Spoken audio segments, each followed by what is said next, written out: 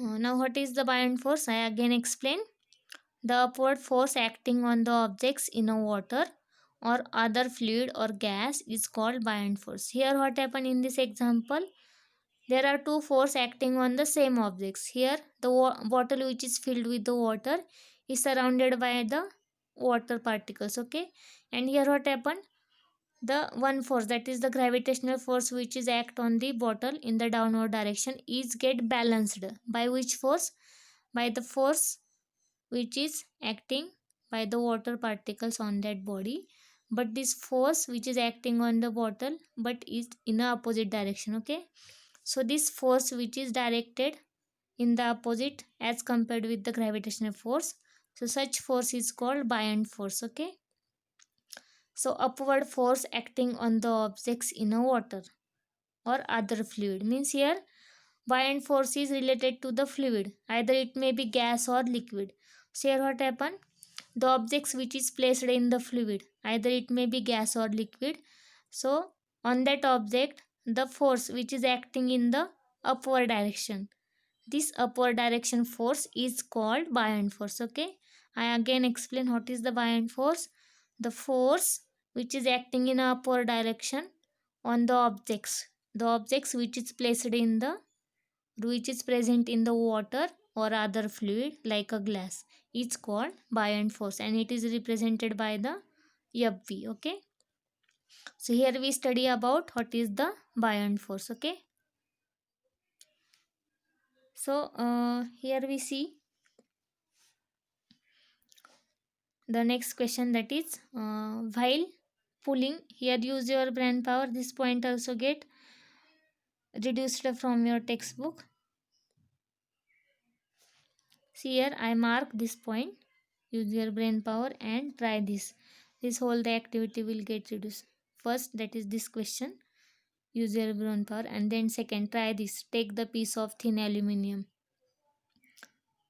up to its floors, isn't it? So this whole part, okay, this whole part get reduced from your syllabus, so you also mark it.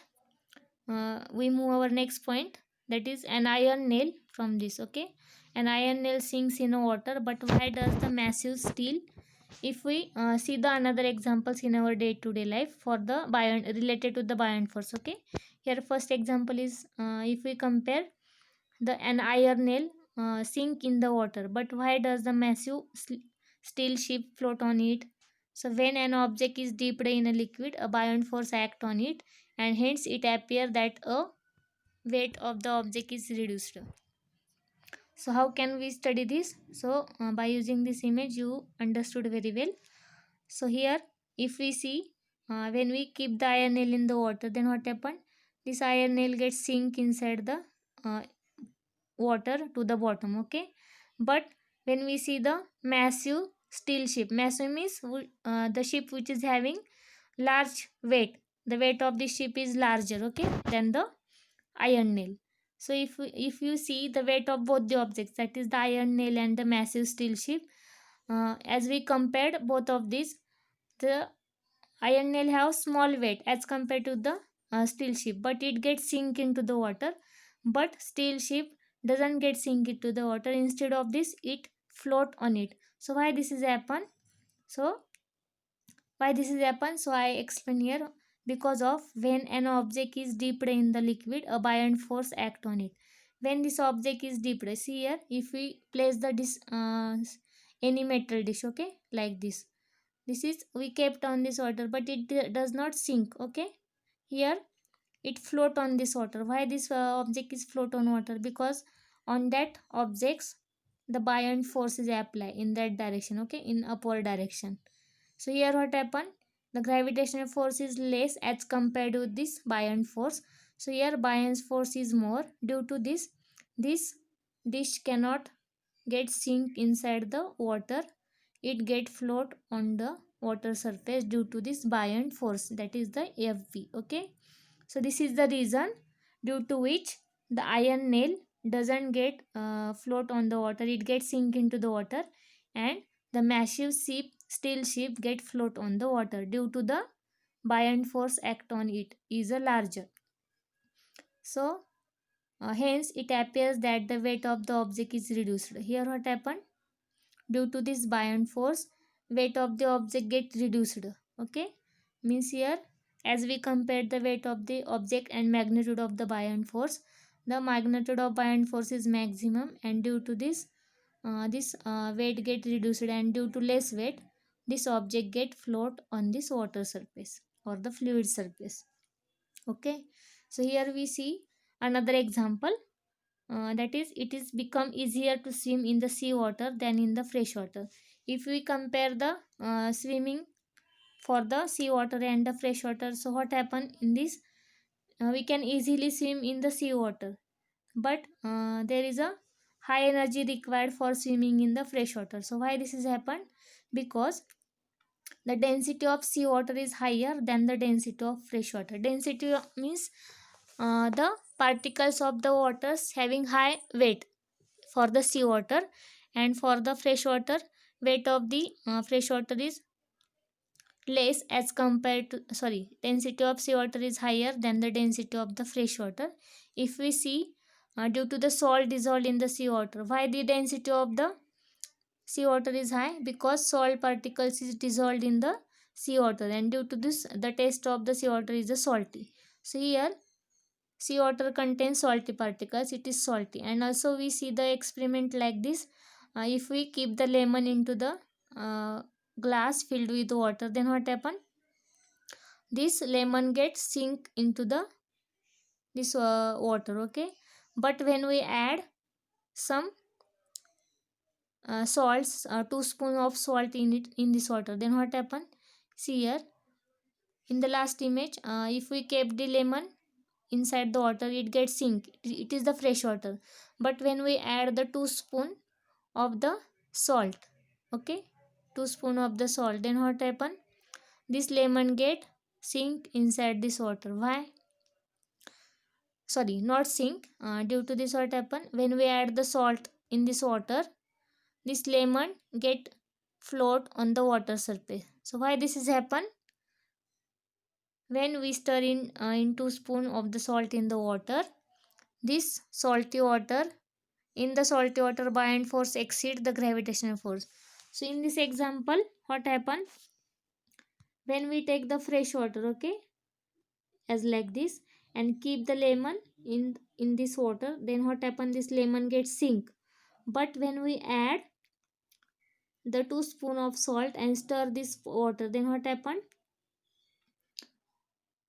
This lemon floats. When we stir the 2 spoon of salt in the water, this lemon get stirring or float on this water surface instead of it sink inside the bottom. Why this has happened? Because when we add the salt to the water, this water becomes salty, and this salty water exceeds or produce large amount of buoyant force as compared to the fresh water. Means here magnitude of this buoyant force is higher than the fresh water, and due to this what happen? This lemon get float on this water surface instead of sink into the water. So here what happen? There are two forces acting inside, acting on the objects which are present in the water, that is the Fg, that is the gravitational force, and buoyant force. So here what happen? Due to the higher amount of the buoyant force, this lemon get float on this water. Here what happen? Buoyant force exceeds to the gravitational force. Exceed means here amount of buoyant force become more than the gravitational force, it become less. So due to this lemon get float on the salty water. Okay, so what is understood from this example? So here we can understood following three concepts I explain here, that is buoyant force. On which factor buoyant force is depend? That is the magnitude of buoyant force depends on the two factors. Which are they? These are the volume of the objects, that is the buoyant force is more if the volume of the dipping object is more. For example, we see the iron nail and massive steel ship. Here surface area of the massive steel ship is more as compared with the iron nail. So here what happened? If the volume of the object is more, then buoyant force acting on the object is also more. Due to this what happened? This object cannot get sink inside the water, it get float on the water due to large amount of buoyant force is applied on that object which is having higher volume. And if we see the iron nail volume of the iron nail is less as compared to the steel ship. Due to this, iron nail gets sink into the water due to their buoyant force acting on the iron nail is less as compared to the steel ship. Okay. And what is the next factor? That is the density of liquid. So how much liquid is dense? Depending upon this magnitude, the magnitude of buoyant force is also depend. So if the more the density of liquid, more is the force of buoyancy. Means here by these two factors we can identify either the buoyant force amount of buoyant force is more or less. Okay, I again explain this here. From these two examples, we can say that the buoyant force depends on the two factors. Which two factors? That is the volume of the object and density of the objects. That is, volume of the dipping object is more, then buoyant force is more. Means these both quantities are directly proportional to the buoyant force. Volume is more, then buoyant force is also more. For which object? The objects which is deep into the water or fluid, then the surface or the volume of that object if the more, then the buoyant force applying by the fluid is also more. If the density of the liquid is more, then the buoyant force, that is the buoyancy, that is force acting by the water, that is upward direction, that is called buoyancy. Force of buoyancy is also more. Okay, so in that case, in this way we see how the buoyant forces act on the objects which is floating on the water, which is float on that fluid. Okay, so here we see the next point, that is, do you know how is it decided that the in object left in the liquid will get sink into the liquid, will float on the surface or will float inside the liquid? Means by using these 3 points we can identify either the object sink into the liquid, or it get float on the surface, or it float inside the liquid. Okay, there are three factors. By using this factor we can identify. Okay, that is, the first is the object floats if the buoyant force is larger than its weight. Okay, if the buoyant force is larger than the weight of the objects, then this object get float on the fluid surface. Then if the object, when the object sink, the object sinks when the buoyant force is smaller than the its weight. When object have larger weight than the magnitude of buoyant force, in that case objects will get sink inside the fluid. Okay, in third condition, when the object float inside the liquid, when the buoyant force is equal to the weight of that object, then in that condition object will get floats inside the liquid. Okay, so in all these three, in all these three forces, which forces are unbalanced in the above cases? So in first case, if the buoyant force is larger than its weight, so here buoyant force and gravitational force is unbalanced. Okay, and in the second case also, here what happened? Object sinks in the if the buoyant force is similar than its weight. So here what happened? Buoyant force is smaller. So here in that case also, means in first and two condition, the force get unbalanced, that is gravitational force and buoyant force get unbalanced. And in third condition, both the forces get balanced, and due to this balanced force, the objects float inside the water. Okay, inside the liquid.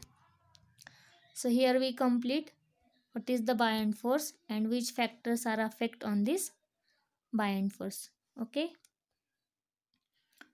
so here we see this all the concepts related to the buoyant force. So here we stop today.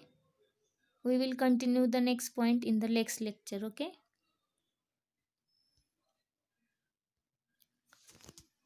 So have a good day. Thank you.